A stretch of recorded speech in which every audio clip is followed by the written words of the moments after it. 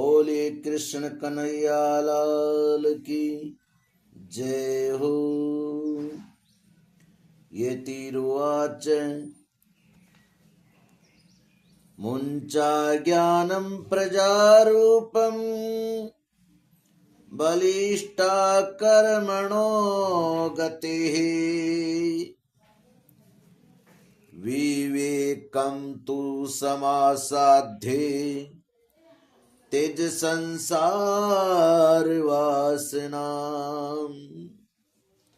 सन्यासी ने कहा, ब्राह्मण देवता, इस प्रजा प्राप्ति का मोह त्याग दो। कर्म की गति प्रबल है। विवेक का आश्रय लेकर संसार की वासना छोड़ दो। शृणु विप्रमया तेद्य प्रारब्धं तु विलोकितं सप्त जन्मावधि तव पुत्रो नैव च। विप्रवर सुनो, मैंने इस समय तुम्हारा प्रारब्ध देखकर निश्चय किया है कि 7 जन्म तक तुम्हारे कोई संतान किसी प्रकार नहीं हो सकती। संतते सगरो दुख मवापांगः पुरा तथा रे मुंचादे कुटुंबाशां सन्यासे सर्वथा सुखम। पूर्व काल में राजा सगर एवं अंग को संतान के कारण दुख भोगना पड़ा था। ब्राह्मण, अब तुम कुटुंब की आशा छोड़ दो। सन्यास में ही सब प्रकार का सुख है।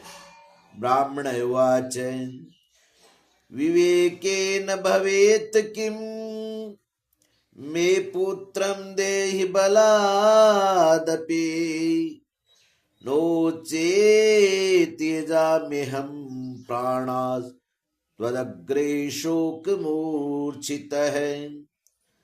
महात्मा जी, विवेक से मेरा क्या होगा? मुझे तो बलपूर्वक पुत्र दीजिए, नहीं तो मैं आपके सामने ही शोक मूर्छित होकर अपने प्राण त्यागता हूं। पुत्रादि सुखहीनोऽयं संन्यास शुष्क एव हि गृहस्थ सरसो लोके पुत्र पौत्र समन्वित है। जिसमें पुत्र स्त्री आदि का सुख नहीं है, ऐसा संन्यास तो सर्वथा नीरस ही है। लोक में सरस तो पुत्र पौत्रादि से भरा पूरा गृहस्थ आश्रमी है। इति विप्रागरं दृष्ट्वा प्राब्रवीत स तपोधनः चित्रकेतुर्गत कष्टं विधिलेख विमार्जनात्। ब्राह्मण का ऐसा आग्रह देखकर उन तपोधन ने कहा, विधाता के लेख को मिटाने का हठ करने से राजा चित्रकेतु को बड़ा कष्ट उठाना पड़ा था।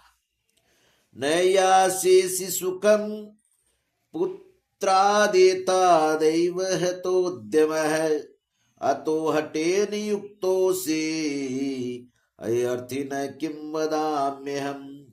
इसलिए देव, जिसके उद्योग को कुचल देता है, उस पुरुष के सामने तुम्हें भी पुत्र से सुख नहीं मिल सकेगा। तुमने तो बड़ा हठ पकड़ रखा है और अर्थी के रूप में तुम मेरे सामने उपस्थित हो। ऐसी दशा में मैं तुमसे क्या कहूं?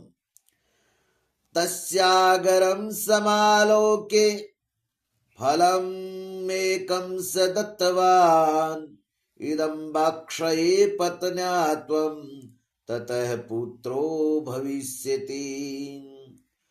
जब महात्मा जी ने देखा ये किसी प्रकार अपना आग्रह नहीं छोड़ता, तब उन्होंने उसे एक फल देकर कहा, इसे तुम अपनी पत्नी को खिला देना, इससे उसके एक पुत्र होगा। सत्यम शोचम दयादान मेक भक्तम तु भोजनम वर्षावधि स्त्रिया कार्यम तेन पुत्रो अति निर्मल है। तुम्हारी स्त्री को 1 साल तक सत्य, शौच, दया, दान और एक समय एक ही अन्न खाने का नियम रखना चाहिए। यदि वह ऐसा करेगी तो बालक बहुत शुद्ध स्वभाव वाला होगा। एवं मुक्त्वा ययौ योगी विप्रस्तु गृहमागत पत्न्या पाणौ फलं दत्त्वा स्वयं यातस्तु कुत्रचित्। यूं कहकर वे योगी राज चले गए और ब्राह्मण अपने घर लौट आया। वहां आकर उसने वह फल अपनी स्त्री के हाथ में दिया और स्वयं कहीं चला गया। तरुणी कुटिला तस्य सख्ये गृहे चरुरोध है अहो चिंता ममोत्पन्ना फलम चाहम न बक्षये। उसकी स्त्री तो कुटिल स्वभाव की थी। वह रो रो कर अपनी एक सखी से कहने लगी, सखी मुझे तो बड़ी चिंता हो गई है, मैं तो ये फल नहीं खाऊंगी। फल भक्षेण गर्भः स्यात् गर्भेणोदरवर्धिता स्वल्प भक्षम ततो शक्तिर गृह कार्यम कथम भवेत्। फल खाने से गर्भ रहेगा, गर्भ से पेट बढ़ जाएगा, फिर कुछ खाया पिया जाएगा नहीं, इससे मेरी शक्ति क्षीण हो जाएगी। तब बता घर का धंधा कैसे होगा। देवात धाटी ब्रजेत ग्रामे पलायित गर्भिणी कथम शुकवत निवेशेत गर्भस्तम कुचे कथम उत्सर्जेत। और देवस यदि कहीं गांव में डाकुओं का आक्रमण हो गया तो गर्भिणी स्त्री कैसे भागेगी। यदि सुखदेव जी की तरह गर्भ भी पेट में रह गया तो उसे बाहर कैसे निकाला जाएगा। त्रिएक चेदागतो गर्भम तदा मे मरणम भवेत् परसुतौ दारुणम दुखम सुकुमारी कथम सहे। और कहीं प्रसव काल के समय वह टेढ़ा हो गया तो फिर प्राणों से ही हाथ धोना पड़ेगा। यूं भी प्रसव के समय बड़ी भयंकर पीड़ा होती है। मैं सुकुमारी भला ये सब कैसे सह सकूंगी। मंदायां मयि सर्वसं ननांदा सहरे तदा सत्ते शोचादि नियमो दुराराध्य सदृश्यते। मैं जब दुर्बल पड़ जाऊंगी तब ननद रानी आकर घर का संभाल समेट ले जाएगी और मुझसे तो सत्य शौचादि नियमों का पालन होना भी कठिन ही जान पड़ता है। लालने पालने दुखम परसुतायाश्च वर्तते वंद्या वा विद्वानारी सुखिनी चेती में मति।